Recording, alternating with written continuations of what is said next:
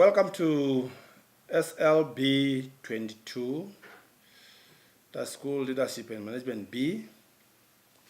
My name is Daniel Mbangula, and I'll be taking you through this module. My contact detail is there. Should you have any query or problem that you want to ask me, you can call or email. The email will be at the last slide. So I'll be discussing my presentation as follow. I will look at the common words that are used in examinations that sometimes cause confusion to you guys. I will also look at the examination preparation tips, just to give you the hints on what you should do before examination. Because at times people fail, but does not mean when you fail is because you don't know, but because you have done certain things that are not really right. Example of past examination. Common words that are used, we have describe, which means you have to provide detailed features of an issue or stage of process in a logical sequence using numbers and headings in proper sentences. Discuss, give a clear descriptions and then argue about features by pointing out positive and negative features, arriving at a conclusion. Explain. Some people do not know the difference between explaining and describing or discussing. When you ask somebody to explain, they describe. When you ask somebody to discuss, they explain. So you should know the difference. I'm putting it over you now. Explaining means you just describe something and indicate the relationship between things, making clear the why, reasons, and examples of features. Not really too much detailed, but you just give a brief explanation as to what is it. List or state. Present a list of names, factors, and objects, etc. in certain order. When you are listing or stating, you are just giving the list of things or names. You don't need to go in detail. Exam preparation tips. Practice on samples of testing in textbook or study guide to acquaint yourself with some of the questions or possible questions that might come in examination. Because those self-testing in your module or guide, they can also appear in examination, just the same as they appear in your study guide. Hence, you need to familiarize yourself with them so that you'll be able to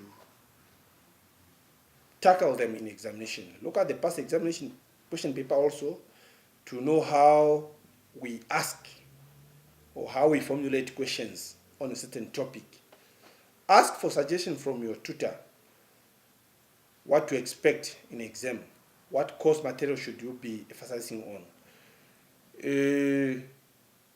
Don't read in isolation. We are one family. When you realize things are not working out for you, you can call me. Ask where you have problem, then I will help you. You must also leave plenty of time to revise.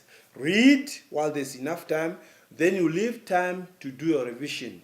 Revising means you are summing up to just tell yourself that, okay, I'm ready. But if you just read and you don't have time to revise, then you might end up lying to yourself to say, I think I understand everything. But because you did not revise, just to prove that I think everything here now I understand it, then you have a big problem in examination. Every time is a learning time. Whether you are driving, you can be mind mapping your things as you are driving. You're cooking, you are mind mapping what is in chapter 1 in chapter 2. Just you do your mind map. Every time you are doing something, you go to watch your soccer match or netball match, you are still thinking about the subject.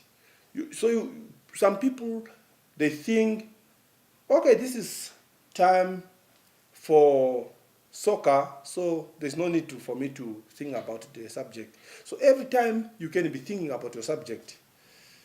That helps you to keep up with time. Plan your study time. You should know what time is best for you to study. Plan your study time according to the prepared time of the day when you can well concentrate. Get accurate information. Get the right information, and I'm about to give you those right information that you need to concentrate on, which may not really mean also that you only read those ones, but this will also help you to get the proper approach to the module. Get an understanding of the grading procedure. You should know how much you need to pass examination, how much you need to qualify for examination. It's very, very important. And all this information are in your module. Before exam, make sure you know where it will be held, the starting time, and how long it will last. You need to prepare your mind. If examination is going to take 3 hours, your mind should also go there with a belief that I'm going to be there for the next 3 hours. I will be seated. But if you only prepare to sit for 1 hour, by the time 1 hour is gone, you'll be exhausted and you will not even be able to do anything in that exam room. We are starting with the Unit 1. Unit 1, you look at principles of written communications. There are different principles that need to be followed for written communication to be accurate. You should know what are those principles. The different mediums through, there's a spelling error there. That word is supposed to be though, it's supposed to be through. So correct it yourself. The different mediums through which messages are conveyed. There are different methods through which, or there are different mediums through which messages are communicated to us. You should know what are those mediums. Learn different ways through which messages are conveyed to different people. That's all for Unit 1. We are moving to Unit 2. School situations that require negotiations. Of course, there are certain things that are happening in school that need to be negotiated. What are those things that require negotiations in school? You should know them. They are in your books. The problem is we don't read. But the moment you read, you know what we are talking about here. The phases of negotiation. For negotiation to take place, it should go through different phases. Learn them and know what are they. Those phases through which negotiation goes through. The phases of group development. How are these group development forms? Explain how groups are developed in schools by studying phases they go. That should not be there, but should be they go through to develop. Explain how groups are developed in schools by studying phases they go through to develop. So there are different phases that that you have to go through before you form any groups in schools. Guidelines for effective negotiations. How do you make effective negotiation takes place? Know what needs to be followed for negotiation to be effective. Very, very important. We are keeping the ball rolling. We move to Unit 3. Why groups are formed in schools. You need to learn different reasons as to why groups are formed in schools. Of course, there will be a lot of groups that will be formed because of different reasons in schools. The importance of sound relationship in schools. Learn the aspect to consider to form sound relationships in schools. Very important. The advantage of group work. we emphasize or march on this thing. As teachers, we always talk about group work, group work, group work. You need to know why is it good to have group work and its importance in schools. Sharing ideas. Unit 4. The aims and principles of human resource development. Learn what are the aims and principles of human resource development. Why are they? Why do we have HR? And what is their purposes? And what are the principles? Guidelines for the recruitment of the staff. What you need to consider as guidelines to recruit new staffs. Things that you need to take into consideration before you recruit any new staffs. The steps in selection processes. When you select a new candidate for a new post, what steps do you go through? For example, if you are advertising the post, what steps do you need to consider? If you are interviewing, what steps do you need to consider before you start interviewing? Explain the steps to follow when interviewing a candidate. Very, very important. The problems experienced by beginning teachers or beginner teachers and the content of any induction program for them. You need to know what are the issues you need to consider to induct the new teachers. Induction means you are introducing the new staffs to the new environment. What issues do you need to tell them or you need to consider when you are taking them through the program for them to familiarize themselves with the school environment? The elements of a staff developmental appraisal system. Study the things you need to consider when developing staff developmental appraisal.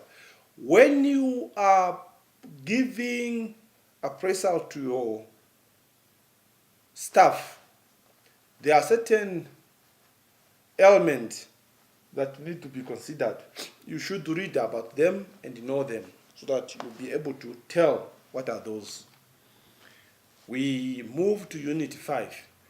The value of computerized information. Learn why computerized information is very important. Why do we need to keep information on the computer system? That's what it means by that. The time management of the school. For example, principles and timetable. Learn what you need to include in school timetable and its importance. When you are planning your, your time in school, you have a timetable. But then there are components within the timetable. What are those things? What are those components that you need to include in your timetable? The key administrative duties in school administration. You need to know what are the administrative works for schools administration and how they carry out these duties. The school administrators, they play very important roles. What are those roles? That's what we mean by that, by administrative duties. Very simple. Guidelines for managing time with regard to meetings. Of course, we will hold meetings in schools. You must learn how to manage meetings and what you need to consider to make sure meetings are well managed. Don't just hold a meeting and people say, tomorrow we tell them, no, we have another meeting. People will say, no, we can't go there. So you should tell us what are those things that you need to follow to make sure that you manage your meetings very well. Time management of school. For example, optional time use.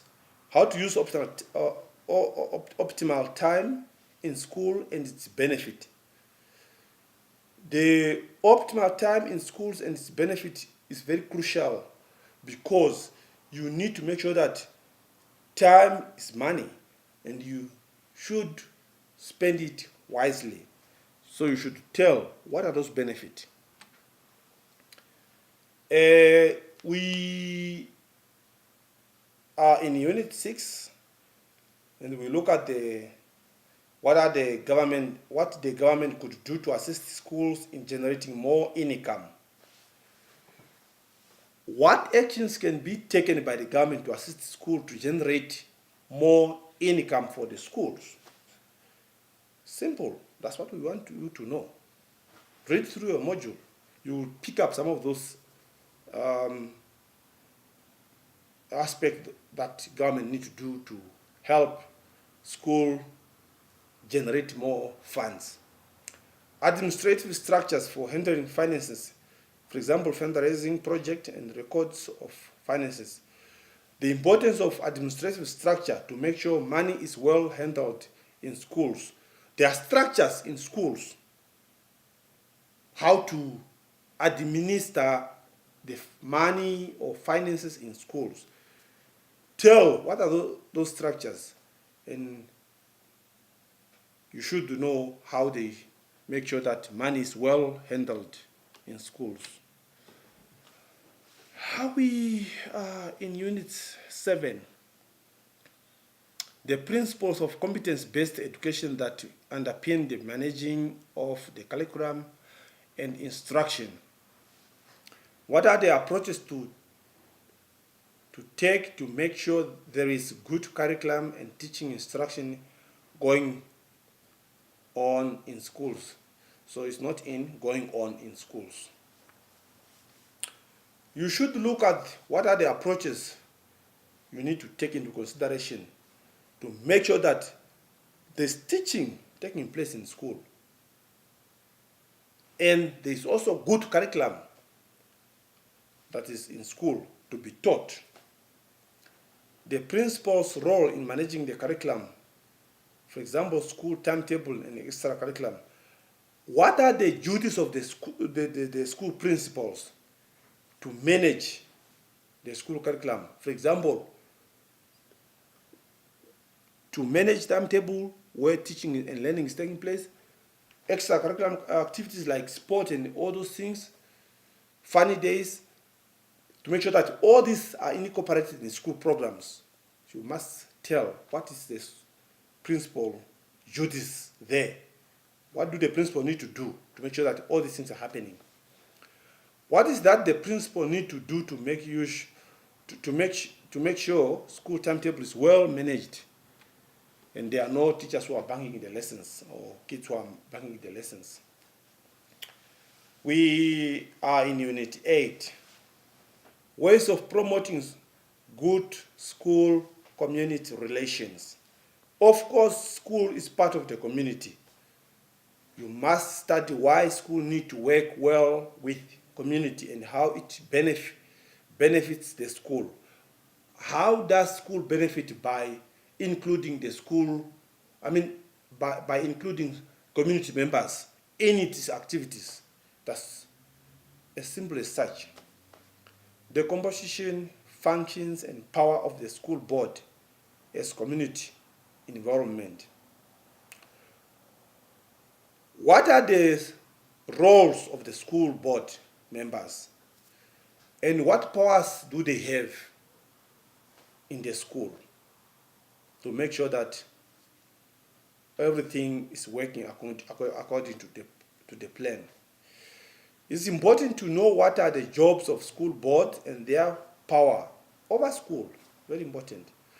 Potential conflict areas of the school with the community. What are those things that can cause conflict in school with the community? For example, there are certain things that will happen in school that will cause conflict because of the community involvement. So you must tell what are those. So we are through this 8th unit for SLB. It's a very good module and short. I hope you enjoyed the presentation and the ball is in your hands now. You just need to prepare for examination. I wish you all the best. Thank you for your attention. There's my email address should you want me to help you with something. And my contact details is also at the top slides. Thank you. All the best.